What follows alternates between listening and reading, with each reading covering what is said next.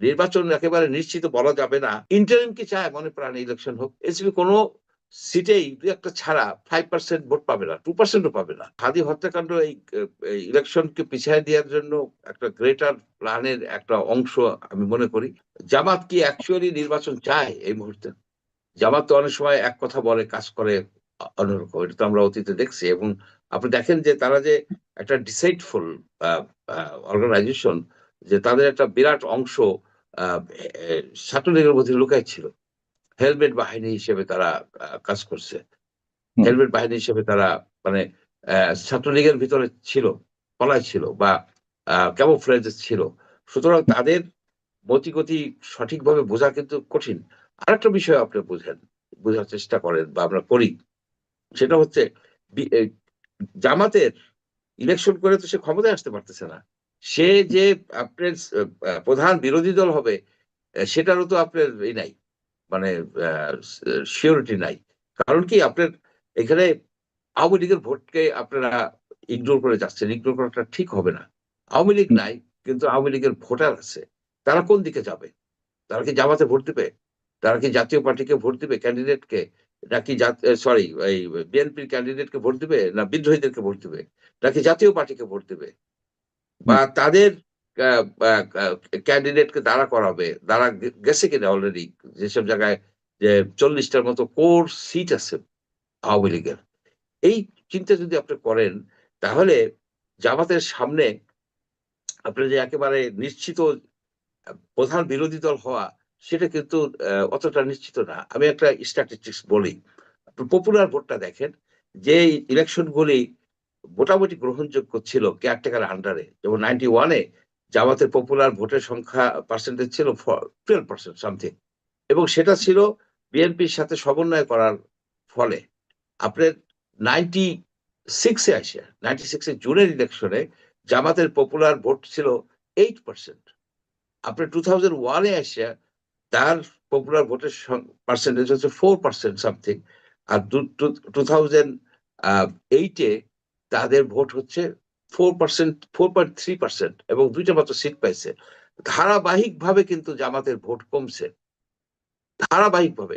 জামাত আমার ধারণায় ম্যাক্সিমাম 20টার মতো সিটে তারা যাইতে পারবে, এবং তারা যেসব লোকজনের সাথে অ্যালায়েন্স করছে, সেসব অ্যালায়েন্সের তো কোনো ভ্যালু নাই। 0+0+0। আপনার এই যে এনসিপি, কোনো সিটেই দুই একটা ছাড়া 5% ভোট পাবে না, 2%ও পাবে না। তারা জামানতেই রাখতে পারবে না। আপনার ইসলামী আন্দোলন, যে পাংখা মার্কা, এটা সারা বাংলাদেশে আছে, মেবি 2%, 3%, 4%, তারা তো এর বেশি ভোট পায় না। আপনার এই যে হেফাজতে ইসলাম, সব মিলে কিছু কিছু সিটে হয়তো আপনার থ্রেশ হোল্ডে যাইতে পারবে, অর্থাৎ মেজরিটি হয়ে উইন করতে পারবে। জামাতের এই হচ্ছে যে তারা প্রধান বিরোধী দল হওয়াটাই হচ্ছে তাদের সামনের মেইন চ্যালেঞ্জ। সেটা কি জাতীয় পার্টিকে ওভারটেক করে তারা পারবে কিনা, সেই চিন্তাটাও করতে হবে। সুতরাং তারা চাবে আরো বেশি সময় নিয়ে আরো বেশি কনসলিডেট করি, আরো বেশি ইউনিভার্সিটি গুলি আপনার শিবির দিয়া, আপনার শিবির আসুক। মোট কথা, probably they are not ready.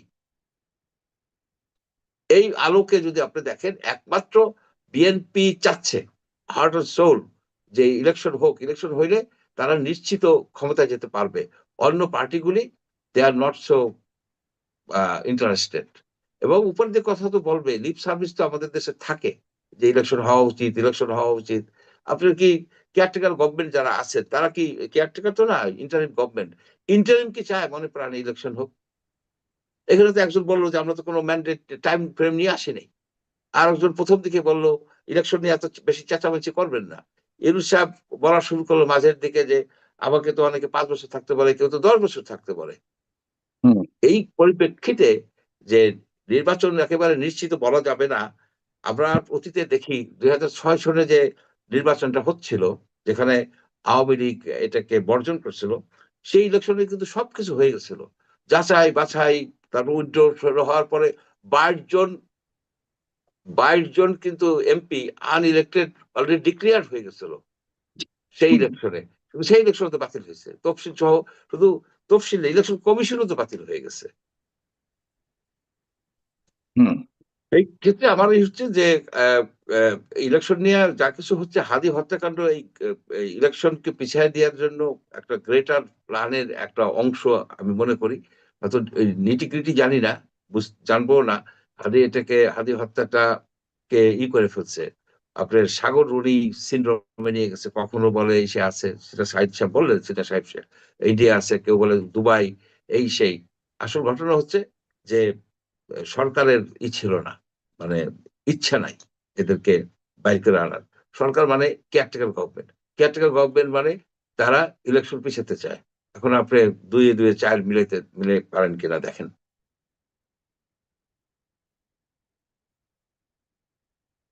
তার মানে আপনি বুঝতে চাচ্ছেন হাদি হত্যাকাণ্ডের সাথে নির্বাচন পেছানোর একটা বিষয় থাকতে পারে, এবং এর সাথে বড় বড় রাজনৈতিক দলগুলোর একটা ইন্ধন থাকতে পারে। এখন আপনি পাশাপাশি আপনি এবং জামাত ইসলাম একটা সরকারও থাকতে পারে। সরকারের যে সরকারও এই থাকতে যে পারে। আপনার ল্যাক্স, তাদের যে এই যে অনীহা, হুম। ভিগোরাসলি আপনার তদন্ত করার, এটাতে আমি সরকারকে আমি সন্দেহ করি যে তারা হয়তো জানে, তারা হয়তো এই জিনিসটা জানে, তারা চাচ্ছে না যে এই জিনিসটা হোক, সঠিক সঠিক তদন্ত হয়ে বিচার হোক। কিন্তু এতে জামাত ইসলামে যদি চায় তাদের লাভটা কি হবে, মানে কি কারণে চাইবে তারা এটা?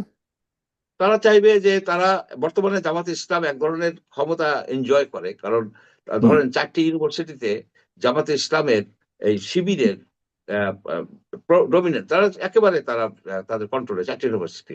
যে জগন্নাথ ইউনিভার্সিটির ওটা কি রেজাল্ট হয় এখনো জানি না, হয়তো তারা ভালো কিছু করবে অথবা মিক্সড কোনো রেজাল্ট হবে। তারা হয়তো আরো কয়েকটা ইউনিভার্সিটিকে কনসলিডেট করবে ওইটাতে তাদের। না, তারা তো সেই আহ, ঢাবি থেকে শুরু করে সব ইউনিভার্সিটিতে তারা বিজয় লাভ করেছে এই যে ছাত্র সংসদ হ্যাঁ, নির্বাচনগুলোতে।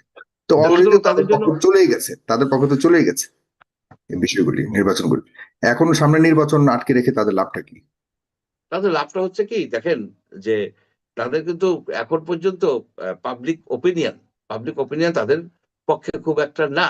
এবং তাদের যদি আপনি যদি তাদের যে ডাটা পাবলিক আপনি দেখেন অপিনিয়ন বা যদি তাদের পক্ষে না থাকে তাহলে তারা বিভিন্ন জায়গাতে কিভাবে, আপনার ভাষায় যদি বলি, তারা কিভাবে এখনো ইলেকশনে না জিতে বিভিন্ন জায়গায় একটা ভালো অবস্থান গেড়ে বসে আছেন কিভাবে, যদি পাবলিকই না চায়? আপনি যখন সরকারের বিভিন্ন সচিবালয়, বিভিন্ন মন্ত্রণালয় বলেন, হুম। আপনার পাবলিক ইউনিভার্সিটির ভিসি বলেন, এগুলি তো তাদের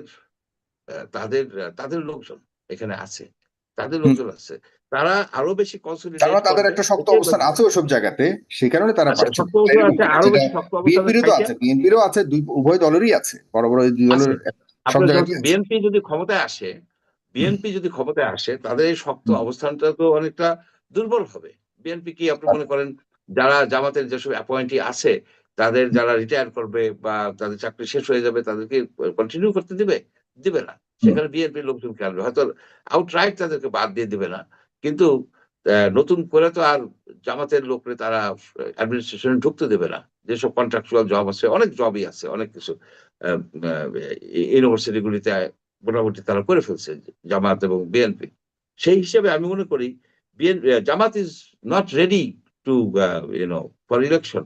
তাদের যতই তারা এইসব করুক না কেন মহড়া, কিন্তু ইলেকট্রাল ফিল্ডে যায়া তারা জাতীয় পার্টির সাথে পারবে বলে মনে হচ্ছে না। হুম। তো সুতরাং তারা থার্ড পজিশনে পড়ে যাবে। এবং এই অবস্থাটা তারা কেন নেবে? লজিক্যাল আপনি চিন্তা করে দেখেন। তারা চিন্তা করবে যে আরো বেশি সময় নেওয়া যায় কিনা? জাতীয় পার্টিকে আ আইনের মাধ্যমে ব্যান করা যায় কিনা? জাতীয় পার্টি কিন্তু আইনের মাধ্যমে ব্যান করতে পারে। তাহলে আ আওয়ামী লীগের কিছু ভোট তো তাদের দিকে নিয়ে টেনে নিতে পারবে।